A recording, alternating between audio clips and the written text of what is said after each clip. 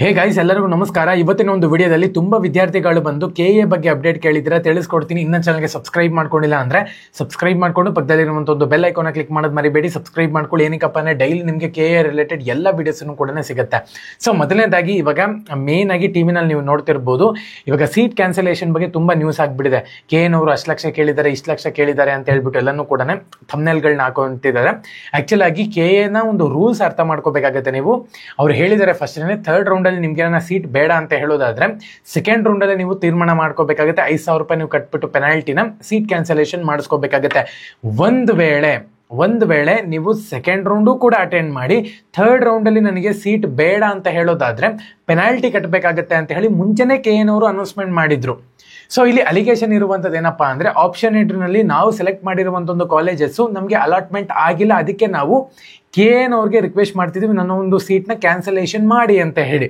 So ಆ್ಯಕ್ಚುಲಾಗಿ ನನಗಂತೂ ಈ ವಿಷಯ ಗೊತ್ತಿಲ್ಲ. ಯಾಕಪ್ಪ ಅಂದರೆ ನಮ್ಮ ಒಂದು ಸ್ಟೂಡೆಂಟ್ಸ್ಗಳು ಕೂಡ ತುಂಬ ಜನ ಬಂದು ನಮ್ಮ ಒಬ್ಬರು ಸಬ್ಸ್ಕ್ರೈಬರು ಕೂಡ ತುಂಬ ಜನ ಹೇಳಿದ್ದಾರೆ ನನಗೆ, ಬರೋ ಆಪ್ಷನ್ ಎಂಟ್ರಿನ ಸೆಲೆಕ್ಟ್ ಮಾಡಿರುವಂಥ ಒಂದು ಕಾಲೇಜಸ್ಸೇ ನನಗೆ ಬಂದಿದೆ, ಬಟ್ ಅದು ಬೇಡ ಅಂತ ಹೇಳ್ತಿದ್ದಾರೆ. ಸೊ ಆ್ಯಕ್ಚುಲಾಗಿ ಅದು ರಿಮೂವ್ ಮಾಡ್ಕೊಳ್ಳೋಕ್ಕೂ ಕೂಡ ಆಪ್ಷನ್ ಇತ್ತು ಸೆಕೆಂಡ್ ರೌಂಡಲ್ಲಿ. ಪ್ರತಿ ಒಂದೂ ಕೂಡ ಟೈಮ್ ತೊಗೊಂಡು KA ಅಪ್ಡೇಟ್ ಮಾಡ್ತಾನೇ ಇದ್ರು.